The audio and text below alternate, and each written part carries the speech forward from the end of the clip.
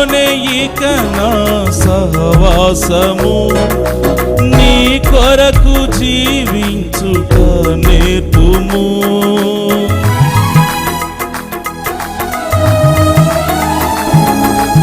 నీతోనే ఇక నా సహవాసము, నీ కొరకు జీవించుట నేర్పుము.